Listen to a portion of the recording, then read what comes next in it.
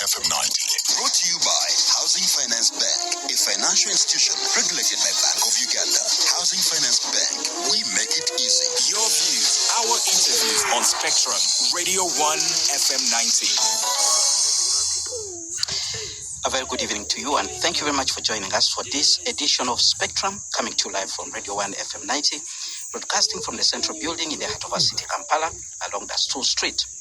Now, this radio station is also broadcasting live on its website, which is www.radio1fm90. On that website, you look for the icon with the word Listen Live. We're also live on the different radio listening apps, which can be obtained from the Google Store of your smartphone. You download any of those radio listening apps, look for Radio 1 FM 90. And as long as you have an internet connection, you should be able to listen to us from anywhere across the globe. There's also another option, which is via DSTV. If you have a DSTV connection, you look for audio channel 897.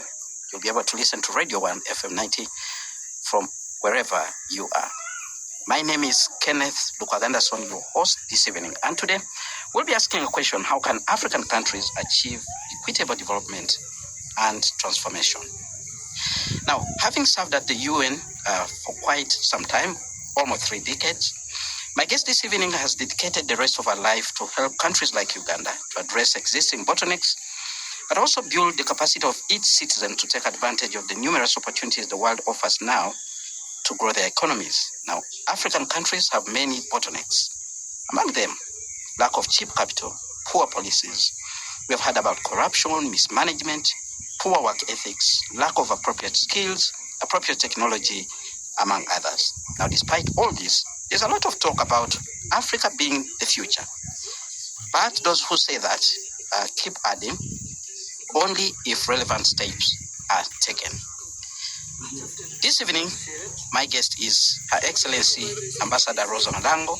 She's an international business solutions expert, chairperson of the Tumaini African Knowledge Center, who in the recent past served as the director of regional commissions in the UN office in New York, but famously as the UN resident coordinator in Uganda. Good evening. Thank you very much for joining us, Ambassador. Good evening. It's a pleasure to have you on the show. Thank you very much. All right. You have served in different countries across the globe. Earlier on, as we were discussing, you actually told me you've served in about 32 countries.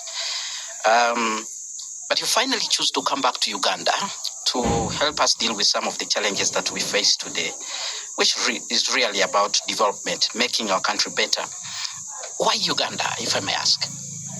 Well, first of all, thank you very much for the invitation. And it's an honor and a privilege to be back here as a citizen and as an entrepreneur. Why Uganda? I believe, as I was mentioning before, let me start by saying I really appreciate every country where I've served. I was welcomed everywhere on every continent. And we were able to develop incredible partnerships and friendships across the world. However, when I served in Uganda, I somehow felt at home.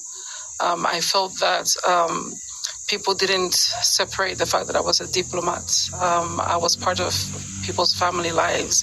I was taken to farms and weddings and border walkings and trekkings. And so I became part of the social fabric. And that is why when I started reflecting on a new chapter following my mother's illness, I felt I needed to go to a place where I would be welcome, where my family would be welcome. But I also wanted to go to a place where I could contribute to Africa's transformation from the front line. And in Uganda, policies, vision about Pan-Africanism, about pushing Africa as a market have always been at the forefront. But the challenge was implementation. So my hope is now that I'm back chairing the Tumaini African Knowledge Center, which was always a dream of mine, to have a knowledge center from where, on one hand, I can engage with high net worth international partners, selling to them why Uganda is a great potential as an investment hub. But on the other hand, I have enough time to work with women and young entrepreneurs on how to build their businesses, how to participate in business summits, and make sure they're at the right level to interact with these international investors when they come. And the third part, when I was here, I learned about Ubuntu Mnamo and the African values, and I carried that in my heart and I carried that in my work. And so now I'm very proud that at TAC, we put Ubuntu Mnamo at the foundation of everything that we do. So we look at how do we promote the African values and the African heritage, whether we are doing jerseys for a football team, whether we're doing a corporate gift for a company, or whether we're just doing a T-shirt for a school.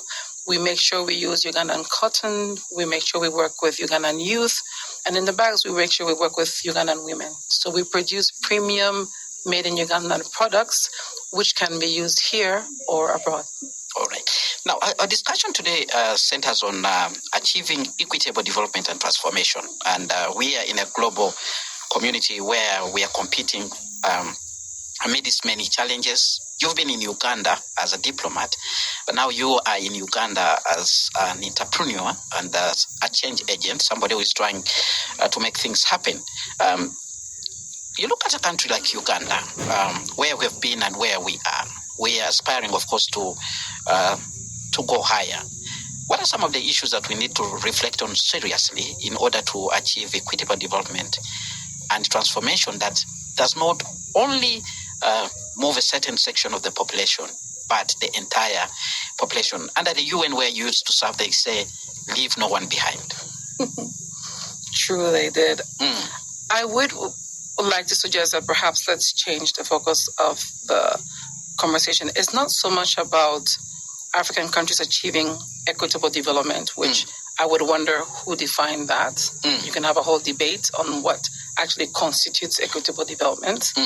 And you could have another debate on transforming who, for what, for which purpose. So how about we bring it back to what do we need as a community and as a nation? We need peace and we need prosperity. So how can African countries sustain peace and achieve prosperity in a way that builds their communities? Because if the community is built and is prosperous and is peaceful, the nation can be peaceful and prosperous. And then you can find your place in the global value chain. And here I want to come back to, so in my last role in headquarters at the UN as head of the Regional Economic Commissions, there are certain things, trends that you see coming across the world. So one of the important trends is the issue of knowledge and technology. So African countries need to own their knowledge and their technology. We need to pay attention to what our youth are creating. We need to patent and scale up solutions that make sense to us. And we need to partner with people who are willing to share their technology so that then we can create the jobs and eliminate the poverty. If we don't do that, we will definitely be left behind. And I think that one example of that, and I'm trying to deal with it now in my new capabilities, I invited Spiro as a company. They're the largest manufacturer of electric vehicles in Africa. They mostly were working in West Africa. They didn't know East Africa. So when I talked to them about Uganda, I didn't talk to them about Uganda, the nation. I talked to them about Uganda, the heartbeat of East Africa. So if you come and have a hub in Uganda, you actually access the East African market. So we need to think about our neighborhoods that way. If each tiny little country is competing on the global stage, then our growth will definitely be challenged. So knowledge, owning the technology, regional blocks, in terms of how we engage are absolutely important. The second thing that I want to emphasize is, how will we put this? Inclusive prosperity, which is kind of like what you were talking about. So if we say that we need to create jobs for who and jobs where? If we say that we need new jobs for the new economy, Uganda's becoming middle income, then we need to think about what kind of jobs. We can't all be pushing our kids for all our kids to be lawyers, all our kids to be bankers, all our kids to be doctors, because there's artificial intelligence coming that's having an impact on the type of jobs. We are talking about increasing our manufacturing. We're talking about increasing our logistics. Have we really had a discussion on what type of careers we need for the Ugandan economy and the East African economy that is coming? Have we looked at the type of learning that we're encouraging our children to have? so that they can actually become that workforce of the future. So other countries and continents are looking at what does the workforce of the future look like. So for Africa, considering where we are, what our resources are, and for Uganda in particular, considering a strategic positioning, we need to think, what would our economy look like 5-10 years from now? And what kind of skill set do we need? And how can we train our young people so that they will be the ones equipped to be in that workforce? So those are some of the things that, as I look at the opportunities and where Uganda was and where it can be, I'm hoping to contribute to that conversation. All right. Now, let's look at the issue of the skills that you talk about that would be applicable here. Of course, there's been a big discussion about what kind of skills we need to have in this country and what category of people to actually provide those skills. I see in this organization that where you are chairperson, Tumaini. Yeah, Tumaini. Tumaini, which is a Swahili word. For hope. For hope. That is why we named it that. I see a couple of things that are being done by your organization. What kind of skills do we need as a country? Maybe we can use an example of what you're doing at that center. So I think that, first of all, we need to look at the fact that if we really want the prosperity to cut across, then it has to be prosperity and its different manifestations in different regions. Prosperity in Karamoja is not the same as prosperity in West Nile. It's not the same as prosperity in Kasese. It's not the same as prosperity in Kalangala. So we need to actually be specific about what does prosperity look like. What do we have and what do we want to achieve? So around Kalangala, maybe we need to look at the fishing industry. How can we improve the fishing to make sure it meets international standards? How can we teach our youth to be part of the fishing industry? Not just fishing, but the industry. Look at it as a value chain. What are the gaps? What is it needing? Is it about how we keep the fish? It's about the research we do about the fish. Is it the actual methods of fishing to make sure that you fish without destroying the environment and also protecting the lake? So we need to look at what does each region, what does prosperity mean in each region? And then we can figure out what kind of capabilities and technologies we need to bring to that. So, for example, now also we talk about pollution and climate change. We talk about road accidents so much. So we need technology that will allow us to move my harvest from my farm to the industrial park where it can be processed safely without polluting the environment.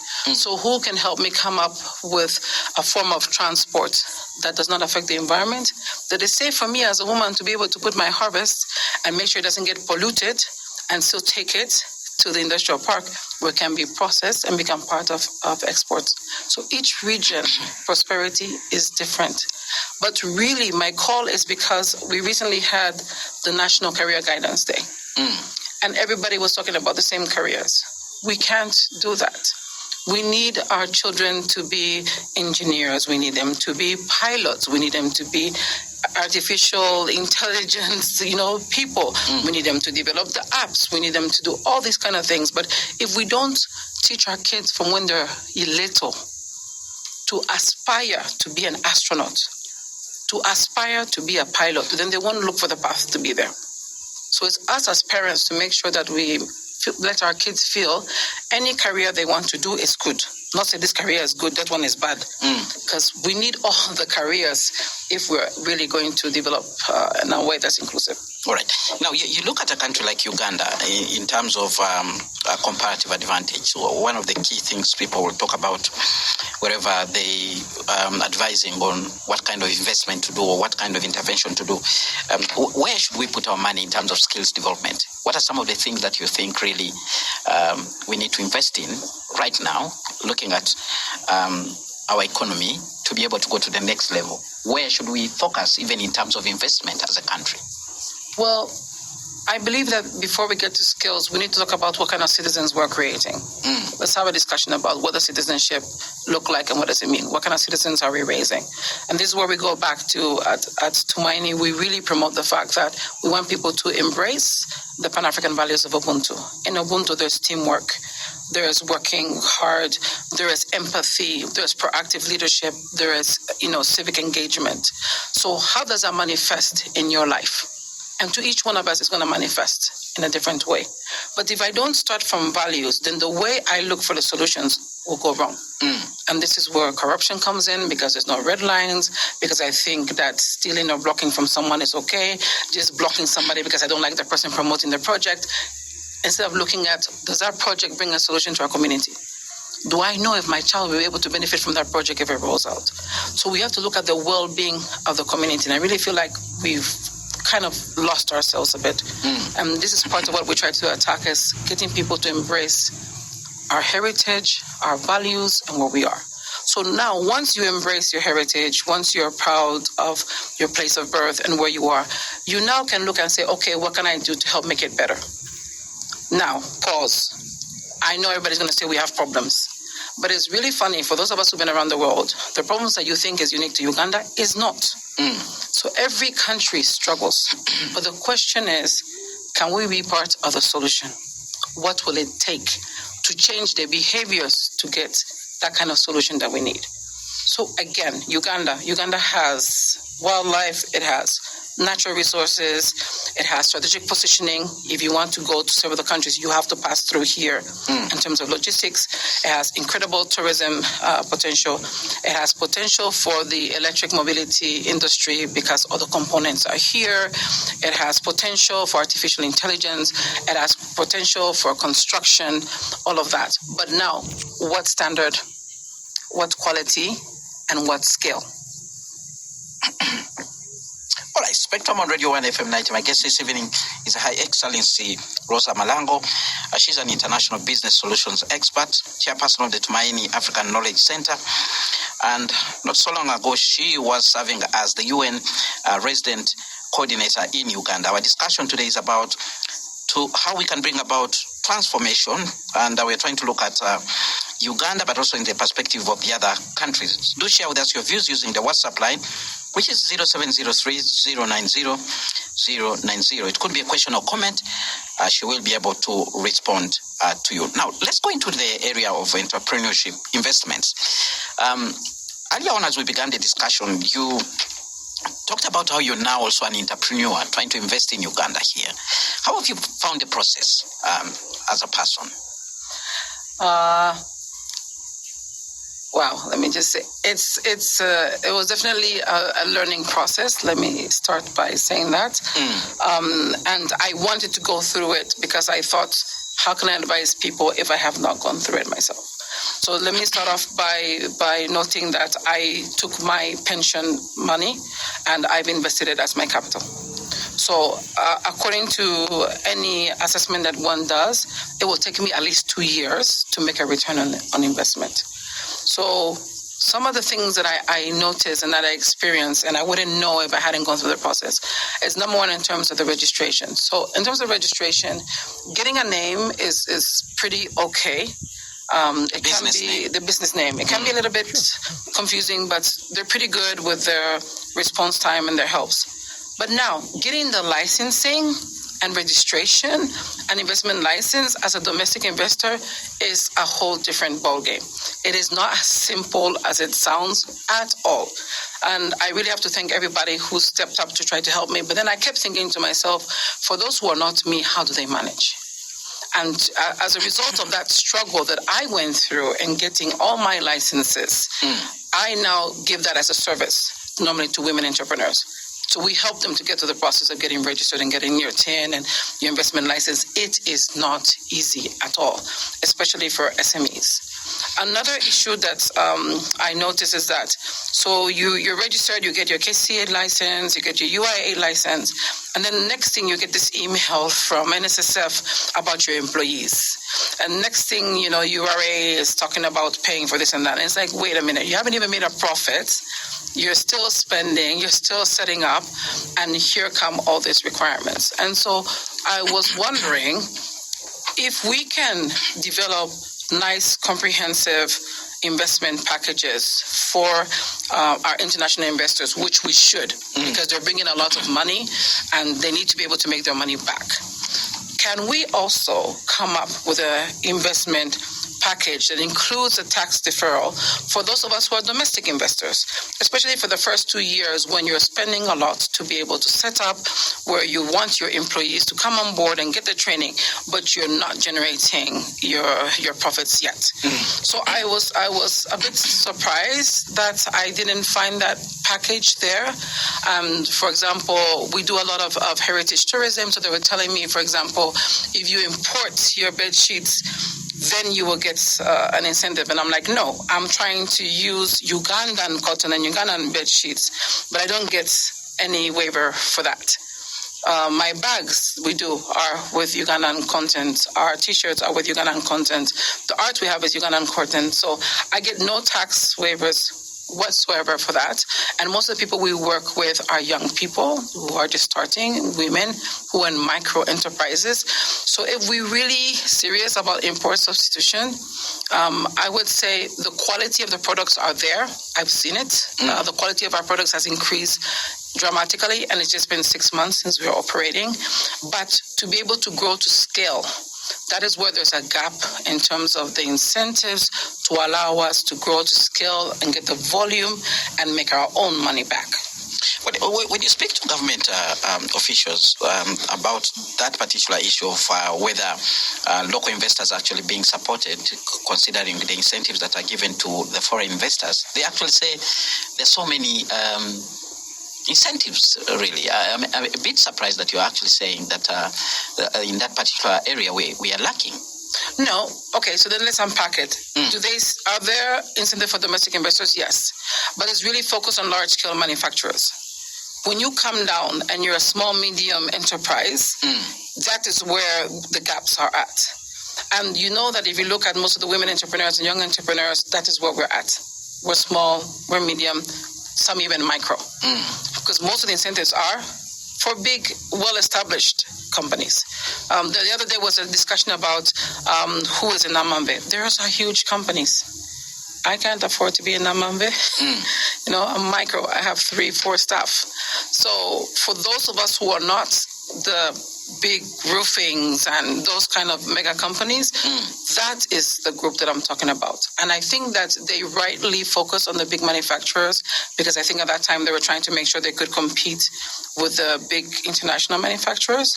But if you want sustainable growth, then you need to protect the little ones, us, so that we can have enough breathing space to grow in terms of scale, export readiness, and being able to also compete in the market. So, for example, I asked for the land allocation, which I have a right to as a domestic investor. And right now, there is no land available. So they told me I can apply, but I have to wait. But they're telling me if I find my own land and if I buy it, then they can help me to turn that land into like a business zone. So that's no longer free land. So now I'm having to put more of my money to be able to get the land I'm entitled to as a domestic investor. So it's really, if I wasn't at this level, I would not have seen it. So yes, there's good packages for the huge manufacturers, but for those who are SMEs, and we're mostly women and youth, the majority. We're not seeing it. And the other day I saw that they launched a domestic investor department, I think, at UIA. That's a sign in the right direction. I'm looking forward to hearing from them and seeing what kind of incentives do they give us to make sure that our operations are actually viable and we can live to see our 5th birthday. All right. Well, Spectrum on Radio 1 FM 90. We need to go for a break, but we have so many other things to talk about. We want to see Uganda at the global scale in terms of competition, doing business. Her Excellency Rosa Malango is an international business solutions expert. How are we doing on that level? Because if we produce more here, we actually need to get to the market. What are some of the things we're supposed to do as a country? Do we even document what we have? Do we have the capacity to produce the volumes? Are those people who are in that value chain actually being supported? Stay tuned, Radio 1 FM 90 will continue after this break. Spectrum on Radio 1 FM 90. Spectrum on Radio 1 FM 90. Well, thank you so much for staying with us on Spectrum, live on Radio 1 FM 90. We're live on our website, which is www.radio1fm90.com, live on DSTV audio channel 897. We're also live on StarTimes, where our audio channel is 97. This evening, we are looking at how we can achieve equitable development and transformation at the African continent level, but using Uganda as an example. And I'm speaking to Her Excellency Rosa Malango, International Business Solutions Expert, chairperson of the Tumaini African Knowledge Center. Not so long ago, she did serve here in our country as the UN Resident Coordinator. Now, Your Excellency, you look at Uganda, of course, we are pushing hard, not only on the side of import substitution, but we're also looking at the issue of exports, getting to those international markets to get more foreign exchange, which is very necessary for actually moving this country forward. Or at that level, are we doing well? Do we need to change certain things? What would be your advice, given your experience? You've sat in all those big offices where certain issues are actually talked about and negotiations are held. Well, first of all, let me start by recognizing what is being done well. I believe, if my memory serves me right, last week, Uganda was recognized in Dubai as a preferred investment destination in Africa. I think I saw it. We got an award. We got an award. So, for you to be recognized, you've done something right. So now the thing is, now that we got the award and we recognize, what is the plan of action to follow up on that? How are we going to build upon that? I would expect, personally, at this time, there should be billboards all over the city saying Uganda, preferred investment destination of Africa. I would expect Uganda Airlines to have that on board. I would expect every single truck to have that on board. I would expect that to be at Entebbe Airport. I would expect that to be at the hotels. I would expect that to be everywhere. That is part of branding yourself. You got an international recognition, put it out there loudly so that people can see you. So it's part of the managing your brand and making sure people get to know you. So I really feel like Uganda gets a lot of awards, has a lot of potential, but we're not strategic about using our brand ambassadors. Let me put it this way. Do we have the brand ambassadors? Yes, you do. So many of them. Ghetto Kids has made Uganda famous worldwide. Massacre Kids, same thing. You have the runners. I think there's a Ugandan runner winning a medal once every 3 months, at least. Those are all brand ambassadors. Every time they win, people Google to go and see where is Uganda. It's East Africa. What is life like? What are the opportunities? Amos Wekesa, who is always talking about examples of the country everywhere. There are so many brand ambassadors out there. But have we actually brought them together and said, what are the key messages we're using for this year? What are we selling? For our brand ambassadors, You're bring talking them about together. our marketing strategy. Our marketing, what is it? So Uganda, what are we going to push? Uganda is going to host AFCON along with its neighbors in 2027. Am I correct? Yes. Okay, so how are we using that? That's also part of marketing. So we're a sports destination. So you're an investment destination, you're a sports destination, you're the best place in the world to be a refugee. All sorts of things that we need to use strategically. We need to communicate on them strategically.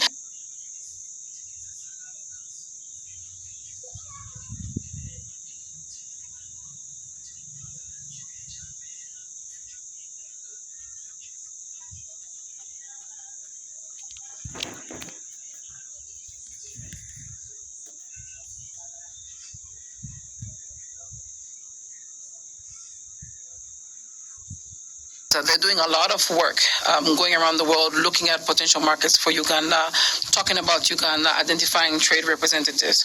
So if my memory serves me correct, PASAID has looked at markets in the US, in the UK, in India, South Africa, Algeria, I think China, to name a few.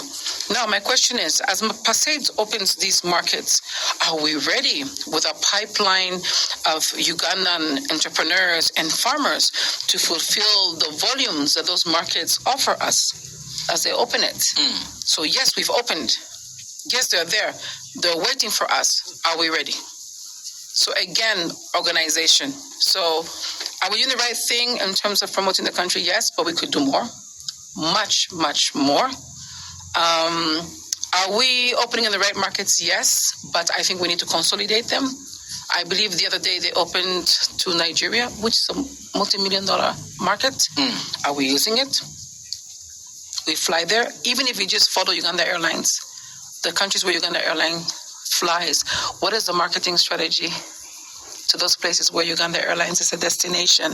When you sit on Uganda Airlines, what do you get to promote you, to help you to invest in the country?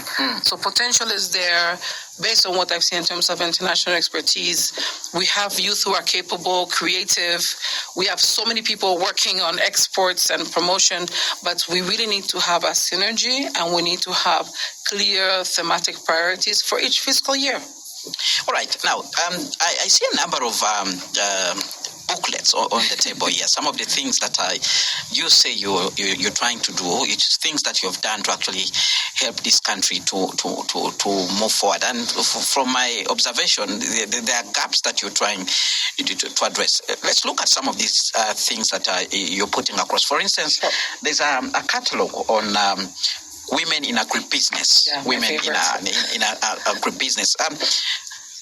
Agriculture is critical for this country, but when you talk about agribusiness, so many people are not yet there. How do we move, looking at what you've documented in your booklet? It is true that one of our biggest challenges is how we document and present what we are capable of doing as a country, who is actually doing it, and where can someone invest, and in that term. So if you look at agribusiness, and we focus on agribusiness, not agriculture, this is a fantastic partnership that we had with UN Women, the Ministry of Gender, the Ministry of Agriculture, and actually I'm grateful that His Excellency the President encouraged me to do a side event on this on the margins of NAM earlier in January. So the purpose was to demonstrate women across Uganda who are already in agribusiness. But why did we do that? If you look at most of the panels and discussions at trade summits of late, they talk about agribusiness and then there's no women. And then you ask them where the women and everybody stares back at you. So what we were trying to do is to demonstrate here's where they are. So we did a catalog, we brought them in, we showcased them, we did investment profiles. And I'm very excited to cite two examples of what happens when you showcase the women. So for example, there's a group of women, Association of Women working on coffee in Sirongo. They were showcased here. They were part of the side event. As a result of us showcasing them, they got a donation from NTN that allowed them to increase the production of their coffee, and now they're discussing, becoming export ready. We have another group of women that is also showcasing there. They're doing farming in cages who needed support, and now they're getting more people interested and supporting their business. This is not about humanitarian aid. This is about business and scaling up. So these 50 women, we are going to be focusing on them for the next 2 years to help them connect with the right support they need to grow their business. But it's a simple example of bringing the data together in a way that people can look at it, people can make decisions, and people can reach out to these women. At TAC, we have something we call Market Days, the first Friday and the last Friday of every month. And it's an opportunity for these women, as well as the women who are part of UL. They come and showcase their products at our offices in Naguru. And it's an opportunity for them to interact with decision makers, potential partners, and even people from the UN family. All right. Well, Spectrum on Radio 1 FM 90. My guest this evening, Her Excellency Rosa Malango. She is an international business solutions expert, chairperson of the Tumaini African Knowledge Center. And the recent past, she did serve as director of regional commissions in the UN office in New York, and as the UN president coordinator in Uganda. Well, Ambassador, we have a number of comments actually coming in from the listeners, and I'll begin with this one from Okello Patrick Ponyo, who is listening in from Busega, which is around the city here in Kampala. He says, thanks, Her Excellency Malango, for your contribution. I think to transform Uganda, the government needs to support the local investors more than the foreign investors, because local investors retain the profit made compared to the foreign investors who repatriate the profit. Foreign banks made huge profits, and over 80% will be repatriated. Local investors also need to practice transparency as required by government, but many like operating underground. Local investors should be given tax holidays for at least 10 years conditionally. We can transform this country and reduce debt burden and improve infrastructures around Uganda. Bureaucracy needs to be fought harder with an iron hand. What response would you give to this listener, Your Excellency? So, first of all, I really want to appreciate his question and his comments. It's at the heart of part of what we're trying to deal with. But now let me explain a little bit what would happen. If we want the country to go, we need all hands on deck. It cannot be either or. You need the foreign and you need the domestic. Because remember that at the end of the day, we are producing to access somebody else's market. That will not happen if they're also not part of yours. Now, what I had said in the beginning, and I can reiterate now, is that I do think that you can come up with tax holidays that are linked to how long does it take for you to make your return on investment. It should be very clear. And to be honest, some of the investors, for example, the ones that I am bringing in, it's only going to take them 5 to 7 years and they make the money back. So the incentive should not be beyond 5 to 7 years. Secondly, the investors that I bring to the country, they're high net worth partners, I give them 3 conditions to come to Uganda. Number 1, are you ready to train Ugandans to take over? You should come in, there has to be a sunset clause. They have to agree. Number 2, are you ready to share your technology? Because only if they share the technology, then we can adapt it through R&D to our needs, and we can have the Ugandan version down the line. And then number 3, are you bringing your own money? And these people all do. So you need to give them time to get their money back, to share technology with us, to make sure we have the jobs so that 5-7 years from now, instead of a 60-40, you can have a 60-40 that's actually Ugandan. So the tax should be like that. As domestic investors, we have an advantage that this is home. We have certain access to things that foreigners do not have access to. So I believe that our tax holidays should take that into consideration. And that is why I was talking about the hardest years are your first 2 years before you make a profit. So can we make it a standard for domestic investors that we have a tax holiday of 2 years, after which we know that you're already beginning to make a profit, you're in, you have your partnerships, you should be able to contribute. This listener is actually proposing 10 years. That is too much. That is not good for business. This is what some foreign companies actually have. That's what I'm saying. Not anymore. I mean, for you to do 10 years, it really has to be like a mega investment. Most of the people that we are seeing now, they're getting tax waivers for 3 years, for 5 years, but 10? Man, you have to be doing like a really mega project to get 10 years. They're getting 3-5 years, which is fine. But we're just saying, then for the domestic, do also 2-3 years. Because the tax holiday is for you to make your money back and compete in the market. If you make it too long, you defeat the purpose of the tax holiday. If you make it for a decade, then you're going to hurt the economy. My dream as chair of TAC is that within the next decade, I would like to be among the top 10 taxpayers of this country. That's where I want to be. But I need some help at the beginning before I can generate at the level to become a major taxpayer. And when I become a major taxpayer, then I can even have more influence in the kind of economy and development that our country has. All right. This very listener is also concerned about the issue of bureaucracy, I think, picking from what you actually submitted. And he's saying it should be fought harder. Can you advise, how can we deal with this issue of bureaucracy? What is happening in other countries? Because it seems to be a big problem. When you gave that explanation, I was actually shocked because we are actually told there's a one-stop center for all services. When you're registering business, you'll find their URA, you'll find their URSP, you'll find their everybody. You can actually leave that one-stop center in a matter of 30 minutes or to the hour. Bureaucracy. What do we do with bureaucracy? Well, I believe that what some countries are trying to do is to use technology to try to improve. And I think this morning I was actually listening to a discussion where they were talking about how technology is being brought in to different parts of the bureaucracy in Uganda. So there are certain things you can get your visa online, you can apply for your passport online, you should be able to pay for your fees online. So those kind of things actually help because then you can track what has happened. And at the beginning when I mentioned the fact that to get your business name is pretty easy because it's fully automated.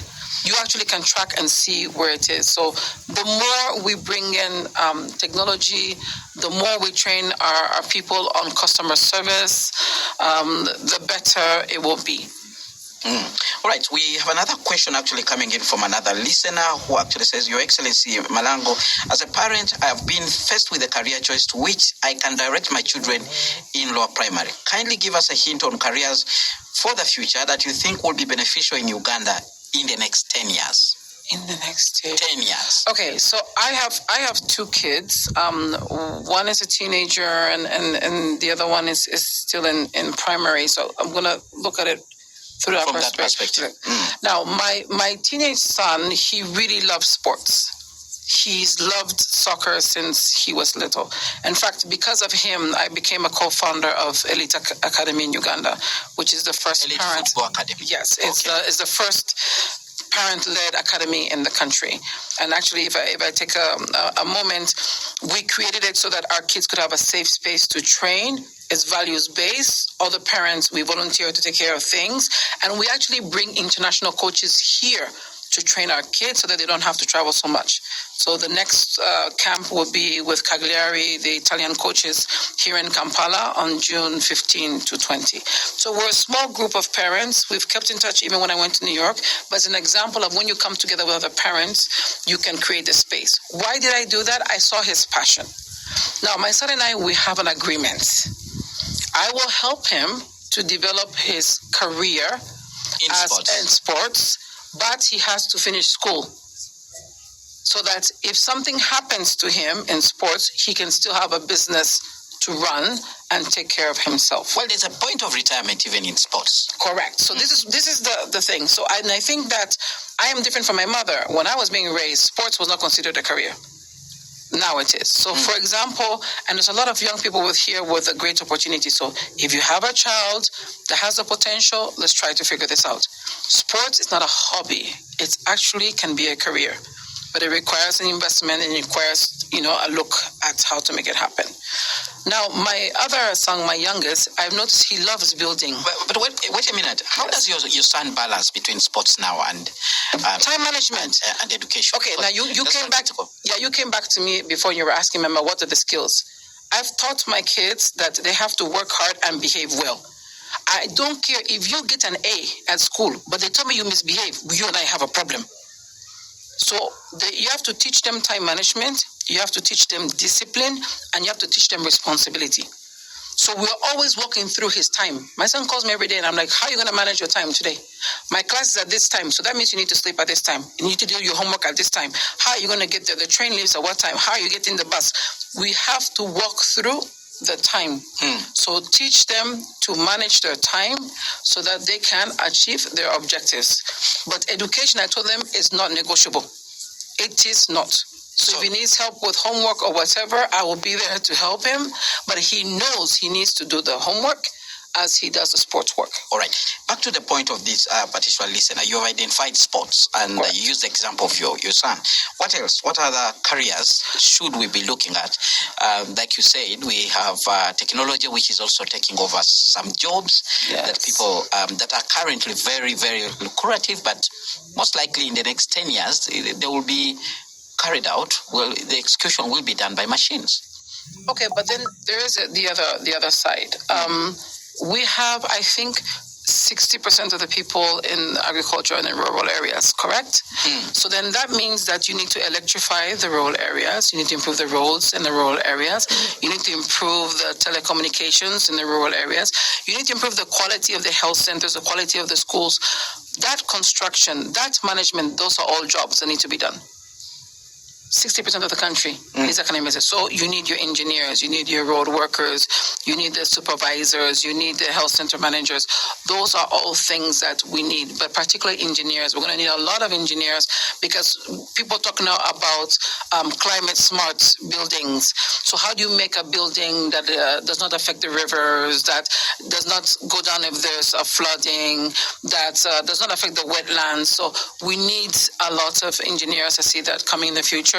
We need people who know about transportation. I think that transportation is going to be a big industry. It's going to change a lot. So if your child is interested in transportation, that's another place where we have a lot to do. Our railways are not complete. So imagine Uganda with railways all over. Imagine Uganda with small airlines that can land in any airstrip at any time. Imagine that kind of busyness going on, not just going outside. So transportation is another one. Look at our lakes. We have very little water transport. And if we really want to develop, we're going to have to do that. So all of those are jobs that need to be required. And if we don't train our Ugandan kids, somebody else will do it. All right. We have another comment coming in from Clara who says, I caught the show midway, so I'm not sure who the lady is. Well, the lady is Her Excellency Rosa Malango. She's an international business solutions expert. She did serve here as the UN resident coordinator, and she goes on to put her point across. She says, but I'm so glad that she was able to experience and therefore assist women and youth with the bureaucracy of setting up small businesses in Uganda. Whenever I had challenges with administration, URA, URSB, etc., they just act like we, the business folk, are crying for nothing. This lady worked with the UN. Please pass this information on to your friends in the government. Well, that's a comment there that comes in from Clara, who is listening to us. What would be your response to her? Well, as I mentioned, when I came, I had a choice. I could have just sat on the beach and done something, but I decided to set up my own institution and go through the process so that I can help others. I always felt that before I was too high up to be able to respond. And the reason why I'm sitting here today in Spectrum is that I'm hoping that by sharing my experience, sharing what I went through, sharing what works, and sharing what can be improved upon, that actually those responsible will be able to engage and make it happen. Right, we are slowly coming towards the end of this discussion, so I'll give you an opportunity to say something maybe that you felt we didn't have ample time to discuss here, something that you want Ugandans actually to know. Maybe you can also share with us, looking forward in the future, where do you see this country actually going, and the role actually you'll be playing. You talked about actually being among those people who are now bringing here investors. It will also be interesting to understand what kind of people you're actually bringing in for this country. Well, I thank you very much for that. I think that if I leave 4 messages, number one is, can we please love ourselves and love Uganda? Yes, there's a lot of challenges, but there's a lot of challenges everywhere. But there's also a lot of opportunities. I see the opportunity. That's why I'm here. That's why I'm proudly Ugandan, and I'm ready to be part of the fight to make Uganda better and to reach its potential. So my call is, can we love Uganda, please? And if you want to I love Uganda anything, please pass by our TAC office at Plot 14A, Nagoro Drive Close, and we'll be delighted to show you all the wonderful made in Uganda things that are there that we can use.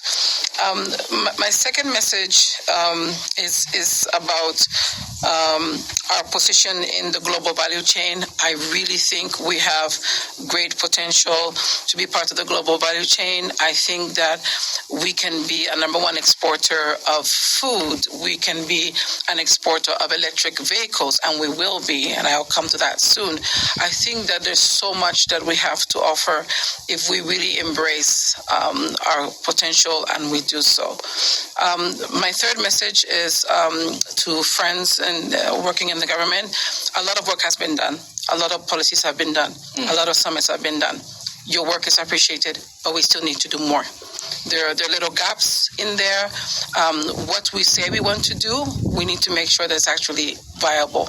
And having sat now in the space of an SME, we need a lot of help so that we can contribute as we want to the transformation that Uganda is trying to achieve. So please, I know a lot is done, but we need to do more. It's really painful being an SME down here. And if we don't solve the SMEs, we're leaving half of the Ugandan population behind, because half of our country is made of women, and more than half are young people. And my last one is to the young people: Google, research, and try. Your job may not have been defined yet, but look at what are the needs in your community, look at what are the needs in the country, and be ready to be part of the solution. It may not work the first 3 times. Believe you me, I try certain things and they don't work, but I keep trying again. So try again, figure what you want to do, figure how to do it, and if there's any way we can help you in that thought process, we do. As we conclude, from the Tumaini African Knowledge Center, my personal commitment and contribution to Uganda's transformation will be threefold. Number one, I will continue to bring high net worth partners. I normally don't call them investors because I call them partners. Before they come, we have an agreement with them that they own technology they're coming to share. So I talked about M-Auto Spyro as an example. They are going to manufacture electric motorbikes and batteries in Uganda. They're bringing the technology here. They're going to create jobs. They're going to set up an assembly plant, and they're bringing their own financing to do that. So that is the kind of person that we are working with. I have another company I'm bringing. They're going to be bringing in artificial intelligence and also seeing how we can manufacture that in Uganda. And when they do, all the young people who are good at artificial intelligence will have a job. And all of that, we can do the R&D and discover and do it in Uganda. And my third person that I also brought into the country, he does integrated industrial platforms. So he works with farmers all the way to your markets, and he helps you improve the quality and the scale of what you produce. So Uganda, we say we have 13 priority crops that we want to support. So let's hope he will help us with at least 5 of those and help us to improve the scale and the quality of what we export. To my women and youth, I will continue to work with you, doing the trainings, helping you with your investment profiles. And please continue to come to the TAC Fridays, first Friday of the month, last Friday of the month, showcase what you have, network, learn with everybody else. And my last one is, once again, thank you to the Nagabereka and her foundation for sharing Ubuntu Mulamu. I'm so excited to be back. And I really invite everyone to pass on by and see what we are doing with Ubuntu Mulamu, putting it across in all the things that we produce, all the things that we sell, and all the services that we make available. Thank you. It has been a pleasure hosting you, Your Excellency Rosa Malango. Thank you very much for making time to share with Ugandans, and do come again. Thank you very much, dear listeners, for listening to this program and contributing with your different views. I've been your host, Kenneth Lukwago Anderson. Tomorrow, 2 hours of analysis of the 2 top events of the week. But now back to the news desk with the news in English, which will be brought to you by Miss Josephine Dagano. Thereafter, we'll have the Soul Train with PP Jr.